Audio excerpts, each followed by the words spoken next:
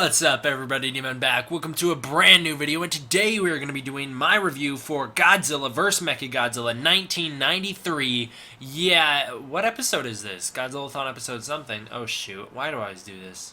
Welcome to Godzilla-Thon episode 23.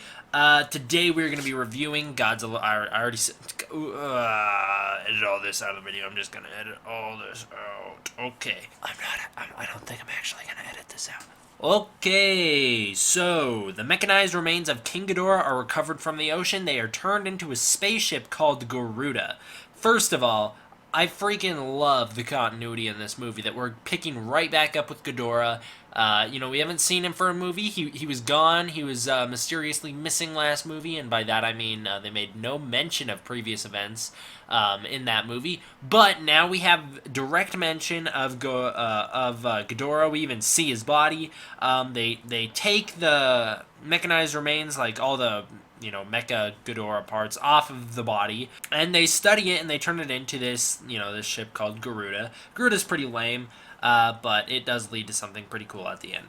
So the rest of Ghidorah is studied, not the monster, but the mechanized parts of him are studied and turned into Mechagodzilla. Now, I would just like to say that the DVD I have of this movie has some garbage subtitles.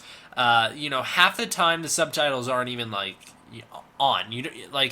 It takes so long for them to actually catch up to the conversation. It's terrible. And the Japanese Blu-ray that I just got for my birthday, it doesn't have any subtitles at all. So pretty much I have only really seen the English version in full, because watching the other versions, there's I can pick up on some of the Japanese and everything like that, and I can, context from the subtitles, and the words that I know, but there's still portions, big patches of this movie that I have no idea what they're talking about. It's a little disappointing for that reason. This is one of the only times in recent memory that I have to give Ifukube a huge shout out during the plot synopsis, because his intro music, Mechagodzilla's main theme for this movie, is one of the most instantly recognizable Godzilla themes of all time. It is so different and so defined. It's awesome. It's epic and everything. I love it so much. It's so cool. It's very, like I said, very different than anything we're used to. Very stylized. Feels very Russian, very Tchaikovsky. It's awesome. I freaking love this song. So it's one of the greatest Godzilla songs ever, and they even bring it back in Shin Godzilla for the ending credits. I don't know why. That movie was a Showa throwback, but I guess they were just like, you know what, this song's awesome, so they just put it in there because it is awesome. In the same vein as Super X2, Mechagodzilla can take Godzilla's atomic breath now. He's made of that same kind of crystal diamond stuff that can reflect the atomic breath, so Mechagodzilla is pretty good to go when it comes to the atomic breath front. We meet Kazuma Okai, our main protagonist. Okai is the one who designed Garuda. He is transferred to G-Force, which is like an ongoing joke kind of thing in the movie, is that he kind of sucks it up over at G-Force. He's always doing the wrong job. I don't know. It's not very funny. This movie's okay. This movie's not bad. It's not good. And I do have reasons why I think that. It's not like I'm just against this movie for no reason. Usually I feel like I do a pretty good job in this series of justifying why certain movies I find good, and why certain movies like this one I find to be not so good, I find not so good. And this movie I don't think is bad by any means. I think this movie's fine. It's just there's some really noticeable problems. Anyways, the ongoing joke doesn't really work, in my opinion. I just don't find it funny. There's a great training montage. This one actually is kind of funny, involving a special Godzilla class where they're teaching all about Godzilla. And basically, throughout this whole training montage, we're just seeing Okai just get beaten up. And also, I think I'm pronouncing his name wrong. I don't remember how to pronounce his name. It's been a while since I've actually sat down and watched this movie. I just went back and watched a whole bunch of the monster scenes today, but I definitely do not remember names and how to pronounce them. So I'm just going to call him Okai, and if I'm pronouncing it wrong, whatever, it doesn't matter. It's a name of a character in a movie. Who cares? I pronounced San from Kong Skull Island Sam for my whole entire review, and no one got mad. So it doesn't matter. It doesn't matter, alright? Meanwhile, on Sawgill Island, there is a pterodon egg that's found on an island. There's the bones discovered. Two eggs are discovered, actually. One of them is hatched, though, and the other one's intact. Rodan, one of them, the one that hatched was Rodan, and he flies over the island. The other egg starts glowing red. Rodan hatched from the first egg and thinks the other egg is his brother, which is kind of his plot of the movie, is that he's trying to reunite with what he thinks is his brother, but it actually turns out to be a baby Godzilla-saur. So it's kind of cool. They're giving Rodan a personality, but they really dumbed him down from the Showa era, especially in terms of look. He looks really bad. I don't like this Rodan design. I don't like his fire ability later on in the movie. His uranium beam. I don't like that. I don't like this characterization of Rodan. He's annoying. He's annoying and he looks dumb, and the special effects don't hold up on him. The puppet that they use, it doesn't really look that good. I just dislike Rodan in this movie altogether, which I know is going to disappoint some people, because I know a lot of people who really like this Rodan incarnation. The Showa era does it very well with Rodan's motivations and everything, because you start out with the original Rodan movie, he's in love with this mate, he destroys the city, sure, but he's just, he's eating the Meganeurons, he's just trying to live his life, right? And then he's killed, and from that point on, in Ghidorah the Three-Headed Monster, he's like, yeah, screw these humans, they killed me, and they killed my mate, more importantly, and I'm going to kill them. Now, in this movie, you just have him kind of be like, hey, there is an egg near me. And he's just, I don't know, he doesn't really have a good defined characterization in this movie for me. And like I said, he's very annoying in my opinion, because he looks dumb. I don't like to look at him, which means when he's on screen, I'm annoyed. I hope that makes sense. So Rodan flies all over the island. The other egg starts glowing red. It is explained that because the island that the eggs are on was originally used to dump nuclear waste, Rodan was irradiated and turned into Godzilla's size. Otherwise, he would just be a normal-sized pterodon or like a flying dinosaur. He would have just been a pterodactyl otherwise, but he turned into Rodan because the island was radiated, which is weird for a couple reasons. Number one, you have normal people running around on the island without hazmat suits. Number two, you'd think that if the island was really used to dump nuclear waste, then someone who was dumping that nuclear waste at one point or another would have been like, oh my god, two giant human-sized eggs right here. Whoa. I think we just found like a major discovery. Crazy. But, that never happens because of plot convenience. This movie's not very well written either. But like I said, I don't hate this movie. The music especially is a redeeming quality that really saves this movie in my opinion. So Godzilla shows up out of the ocean to fight Rodan.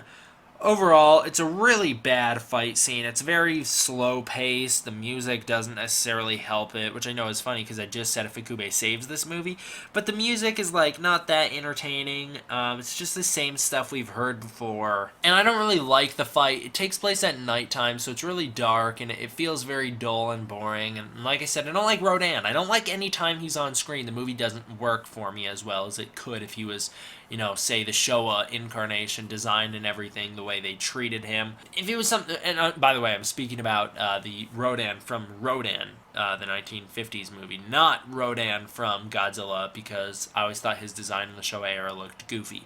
But anyways, what I'm really getting at here is that the fight scene isn't very well paced, and the special effects, though they're okay, they're not at their best, because Godzilla's just too fat in this movie. He's really fat in this movie, and it makes it so that they can't do a lot of the physical fighting that they used to be able to do in movies like, say, Ghidorah. Biollante has a little bit of it, but especially when you look at the Showa era, the suits are way slimmed down, and they are able to just go ham on each other, especially with movies like Ghidorah the Three-Headed Monster, Invasion of Astro Monster, and so on. But in this movie, you don't really have that. You just have a lot of clunking into each other and close-ups of Rodan pecking Godzilla's head. The director for this movie also doesn't do it any favors with the rapid cutaways and everything going on. Just kind of makes it very distracting. The egg is taken to Kyoto. Kazuma breaks into the lab where they're holding the egg to take pictures of it because he wants the scoops or whatever. So he breaks in to take pictures of it, and then he steals stuff, And then he's confused later on in the movie when he's treated like a criminal. And, you know, it's like he stole stuff and he broke into this place. And he's always like, oh man, I'm just trying to be a good dude. Why does everyone got a bag on me? He's a really unlikable protagonist in my opinion. And I know it feels like I'm crapping on this movie the whole time. I'm not. We'll get to the end, and the ending kind of redeems this movie for me, or maybe towards the middle it really starts to pick up for me, but overall, it's just, I don't like a lot of this movie. I don't like a lot of the beginning half of this movie, or probably the first 2 acts I don't think work very well. We find out the egg turns red when the creature inside is distressed.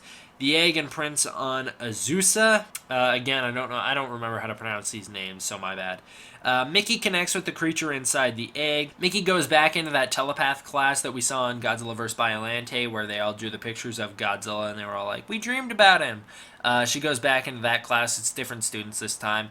And there is an odd cameo from the Mothra fairies, who are now human-sized, and they're just kind of hanging out there. The telepathic waves that are being transmitted from the egg emit this strange music that plays and is discovered by the kids. When played aloud on some sort of computer program, the egg explodes. Then it hatches out a baby Godzilla-saur, and it is probably the best Godzilla design in terms of a baby Godzilla that we really get in the entire franchise. Minya looks god-awful, alright?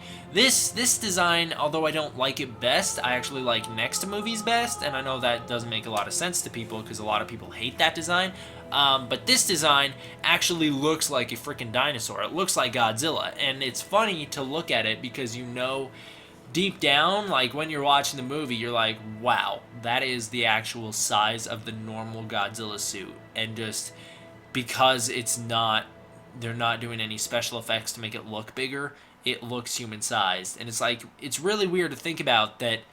What if they just copied and pasted Godzilla's design and they just had what if they just used the same suit? Like, it's crazy for me to think about. What if they just had Godzilla human sized, like, interacting with the people? I know that'd look really weird, but I can't. That's something that I like thinking about. It's just weird. It's just weird for me to think about.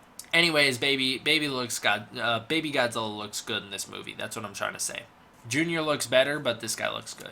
So we find out this is a non-aggressive, non-radiated Godzilla baby. Godzilla comes ashore looking for the egg. Godzilla is awesome in this movie. There's too much of him. And we'll talk about that later. But he is awesome. There's scenes of him destroying this factory. They look amazing. He just blows that thing right up. It's awesome. Godzilla looks super cool in this movie. And he acts cool. Like I said, he's a bit too fat, but like it works for the massive size they're trying to go for. It just doesn't work for the action sequences with the fighting. Mechagodzilla is launched. This time he's controlled from the inside, a difference from the original Showa Mechagodzilla, who's controlled by remote control, or Katsura, depending on the movie. And this time Mechagodzilla is a good guy too. Also, this time his design sucks. He's got this stupid face, this dopey expression, and a really short tail. I don't like this design of Mechagodzilla. He looks more metallic, I guess, if you want to go that route. But personally, I prefer the 75 Mechagodzilla a lot more. He just looked better. He looked more menacing and looked more like Godzilla, in my opinion. And I know that doesn't make too much sense for some people, and I keep saying that, don't I? My opinions are very different from a lot of people's. But Mechagodzilla in this movie, a lot of people consider him to look the most like Godzilla that he's fighting. Personally, I think if you want to go that route, then Kiryu looks the most like the Godzilla he's fighting. But this guy, I think, looks bad. I think he just looks dumb. I think the 75 design is better. I'm a sucker for the Showa era, and the 75 design is my favorite Mechagodzilla. It's my favorite incarnation overall, but this guy's alright. I do like the fact that he still has rainbow beams, and I like how kind of campy he is, because it's a throwback to the old school, but he's not too campy to where you're distracted in the movie and you're like, wait a minute, this takes me out of the experience. Maybe you get that next movie with how goofy Space Godzilla, not the monster, but the movie itself is. But in this movie, the tone is very serious, so it doesn't distract from anything when Mechagodzilla is shooting rainbows. There's an international cast this time, and an international crew controlling Mechagodzilla. They speak some really poor English, like some Kyoko Ann Patterson English, where actually I think she does a much better job than a lot of the guys in this movie. I can rarely understand the Japanese actors in this movie, and the American actors, or the dudes who are white who speak English. They talk really weird. They talk very goofy, so I definitely find that weird. The two come face to face. Godzilla tries to communicate with Mechagodzilla before being fired upon, which is one of my favorite aspects about this movie, is that it really does a lot for Godzilla's character. They really try and build up the fact that Godzilla is not just this mindless monster, that he does have a personality, and they really do achieve that very well by having a lot of scenes with Godzilla where he's doing just kind of, you know, normal stuff. He's looking for his kid. Sure, he's destroying a city when he's doing it, but at the end of the day, he's just trying to find his kid, or his adopted kid. And now he's trying to communicate with Mechagodzilla. He's trying to call off the fight, it almost seems like, where Mechagodzilla lands in front of him and he's like, "Whoa, you look like a weird version of my brother. Let's hang out." But then he just gets attacked, and that's when he gets really aggressive.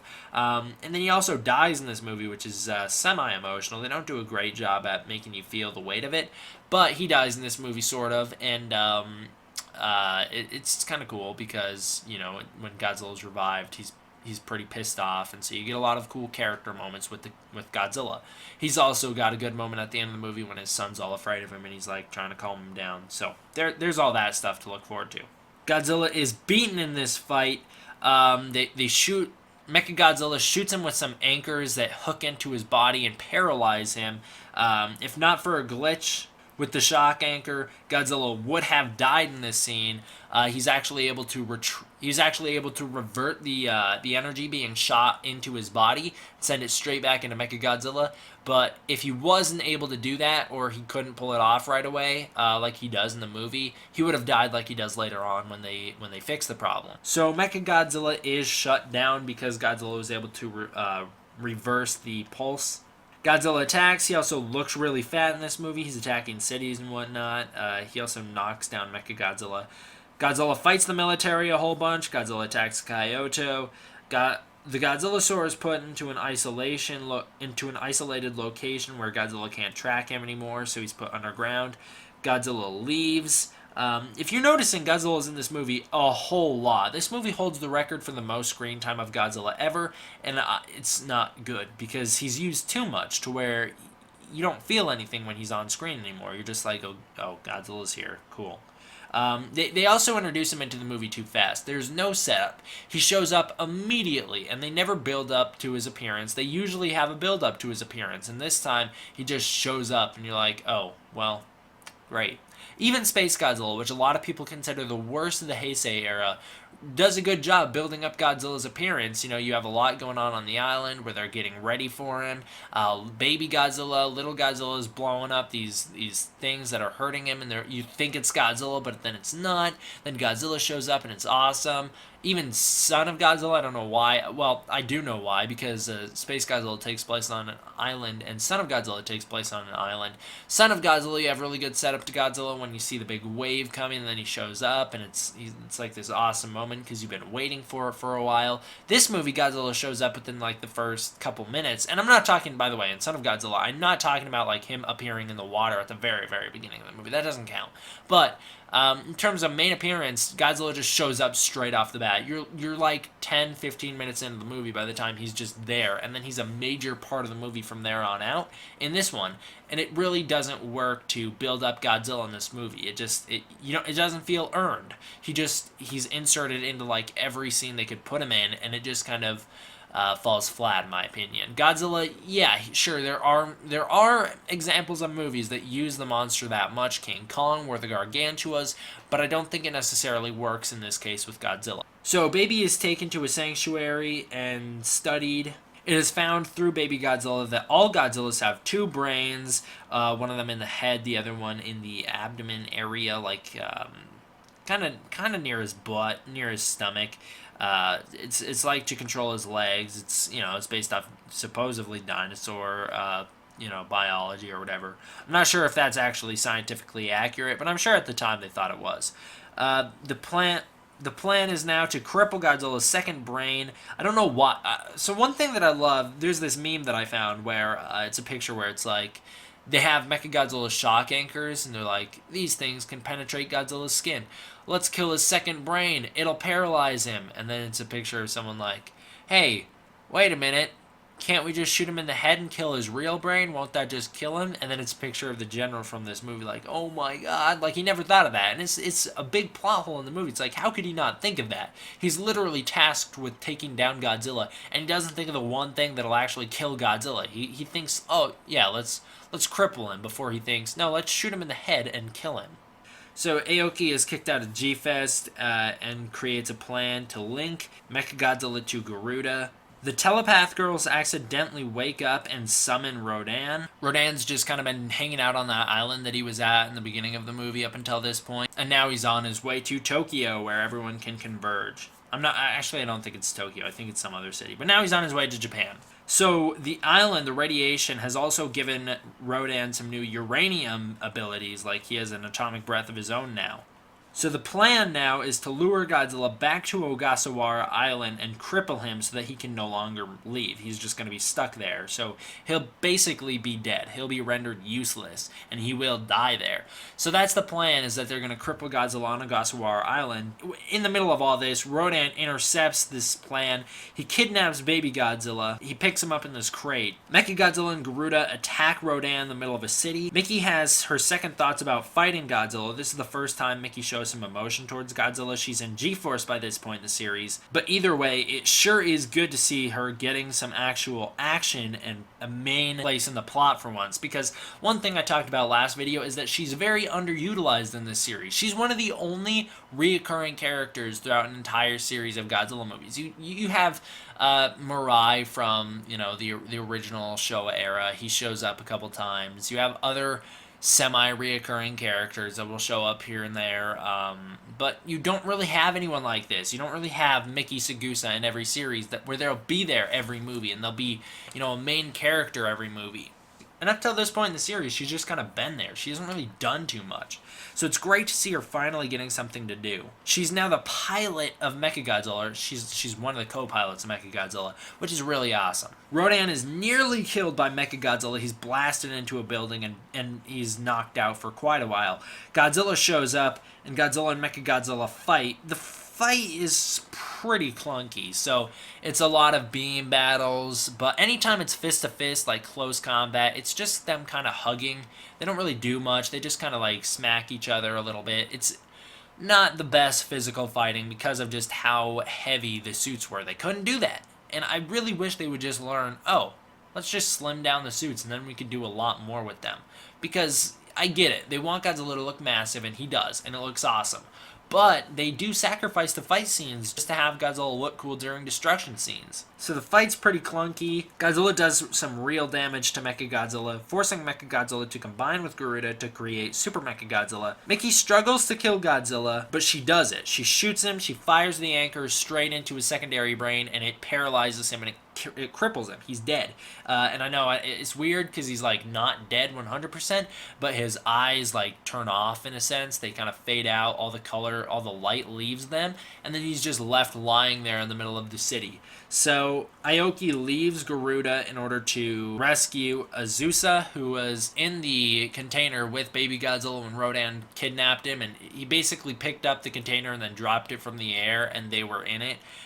So Aoki goes over to save them, and Garuda's left pilotless. Rodan sees that baby Godzilla was not his brother, but in fact Godzilla's kid, so he gives his life to Godzilla, which was a really cool scene. Rodan lands on Godzilla, and then you slowly, it's a pretty slow sequence, you slowly watch Rodan fade into Godzilla, and like, it's pretty awesome. So he transfers all his life essence into Godzilla, and it supercharges Godzilla. It repairs the brain. There's a cool scene of Mickey looking through these glasses that let her see Godzilla's secondary brain, and she watches it repair itself. And then Godzilla shoots up. He goes and attacks Mechagodzilla. It's awesome. This is the first time in the franchise's history the atomic breath has changed to real color.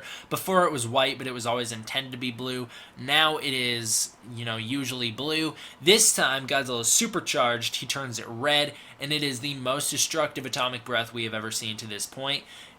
It is very damaging. It's awesome, the red spiral ray. It's so cool. Godzilla unleashes this ray after, you watch him supercharge. You watch all these red lights shoot out of his body. He roars. He fires off this red spiral ray, and everything it contacts just explodes. Massive explosions. It looks awesome. It's really cool. So Godzilla uses his red spiral ray on Mechagodzilla, and for once, because this is probably the first time I want to say that I've actually sat down and watched Godzilla vs. Mechagodzilla in full, I was like, oh my god, how does Miki Sagusa? I was like, I know for a fact she's in the next two movies. I was like, how does she make it out of this one? And I was really expecting her to like eject from Mechagodzilla and then everyone else, all the other pilots, to get killed. And I was like, oh shoot, because I actually like Mechagodzilla's pilot. Even though I haven't mentioned him throughout this review, I actually do like the dude who's in charge of Mechagodzilla. And I was like, oh no, like, are they gonna kill him off? Are they gonna kill off all these these okay characters and that awesome character? I was like, how is Mickey gonna get out of here? I feel like she's gotta die. But it turns out that Mechagodzilla's head was actually best protected or something, so that when Mechagodzilla explodes, they're all fine inside the head, inside the piloting area. But man, Godzilla's devastation with that red breath is so cool. It's something that they use throughout the rest of this series. They use it again in both the next movies, and it's pretty sweet. I don't know why from this point on his breath isn't always red. I guess he just has to be enraged enough for it to finally get to that point of supercharged redness. So Godzilla tries to, get Baby to warm up to him. Baby's all scared of him. His eyes glow red, and they kind of like coax him into going with Godzilla. They're like, "Don't worry, he's your dad." And then I'm not totally sure what happens. So either that girl who's been hanging around Baby Godzilla the whole movie, who in the English cut always says "baby," I don't remember her name. I just said it not that long ago, but I like definitely mispronounced it. Anyways, that one chick, you've all probably seen the movie. That one chick, she goes to Azusa. She goes and I believe she says like to Baby Godzilla, like, no, yeah, go with him. Or maybe it's Mickey, like, telepathically connects with Baby Godzilla and is like, go with Godzilla. I don't totally remember. It's been a little while since I've watched this movie. Sorry. It's okay. Next review won't be like this. I watched Space Godzilla like not that long ago. Anyways, Baby Godzilla finally listens and heads into the ocean with Godzilla, and that's the end of the movie. The movie ends with both of them swimming away, and everyone's standing there staring off into the ocean, watching them swim away, and they're like, yeah, it's a happy ending. A whole bunch of thousands of people just died throughout all the cities that Godzilla just destroyed. Rodan, he did a lot of damage too, and Mechagodzilla was a failure. They're like, it's happy ending, yay! So that's the movie. I know it really does feel like I bagged on the movie the entire review, but I didn't intend to do that. I do actually find some of the ending fight of this movie to be very, very redeeming. The music, I think, is good. I love seeing Mickey in action. It's one of my favorite aspects of the Heisei series, is having a reoccurring character. Finally getting to see that reoccurring character do something awesome is super cool. I find it interesting that they were able to kill Godzilla in this movie and that he was resurrected. And I really I think the special effects, other than the way it was edited and some of the fight scenes, are very well handled. Overall, I think this movie does a lot for Godzilla's character and progresses him forward quite a bit. And I rather am neutral on this movie. I know it's kind of weird, but I don't hate this movie at all. I don't. I know I did bag on it a lot in this review, but I don't hate it. And it's not like I like it enough to say, yeah, it's one of my favorites. I would definitely watch this one a lot. But it's not one of my least favorites. It's just kind of somewhere in the middle. Maybe someday I'll rank all the movies. This one will definitely be like near the very middle, because I'm pretty neutral on it. So the human stuff is okay. It's one of the better aspects of this movie. It feels like there's not enough of it. And there's not enough of it because there's too much of Godzilla. And yeah, Godzilla is the main character. He's the title character. I get it. a lot of people just always want to see more Godzilla. But when it comes to movies like Shin Godzilla, Godzilla 2014, I completely understand why there's not more Godzilla. And it's because of this movie. It's because of movies like this where there's too much Godzilla.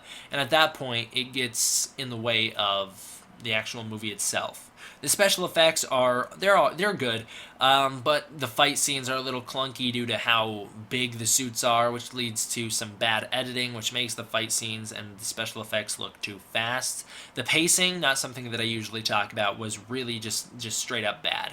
It drags on way too much because you get Godzilla right off the bat. There's no build up to him, meaning you have nowhere to go from there. Once Godzilla shows up at the start, you have nowhere left to go. You have already started out with an action sequence, which really makes the rest of the movie feel very slow and redundant. And a lot of the fight scenes, such as Mechagodzilla and Godzilla's and Rodan's final fight in this movie, last a bit too long. I mean, the ending of this movie, I think it starts on, like, for my Japanese Blu-ray when I was just watching it, I think it started on, like, chapter 22 and ended on chapter 30 something. It's way too long, alright? They drag it out way too much. Next movie really makes this one look like super speed, because next movie's final fight is like 30 minutes long. It's ridiculous, but we'll get there next week, I guess. Kaiju stuff is okay in this movie. There's too much Godzilla. Mechagodzilla is pretty sweet in this movie. I don't like the design, but he's got a cool characterization anyways. And then I don't like Rodan's design, but he's also got an okay characterization. The music is phenomenal. It's fantastic. It's some of the best and most interesting, very different Ifukube music. So overall, I'd give this movie a 7 out of 10. It's not great, but it's not bad, but it's a movie. Anyways, I know this review was kind of disorganized, and I do apologize for that. Like I said, it has been a while since I've actually been able to sit down and watch this whole movie, so I really am sorry for that, but thank you for bearing with me. See you guys next time. I hope you enjoyed. D-Man, out.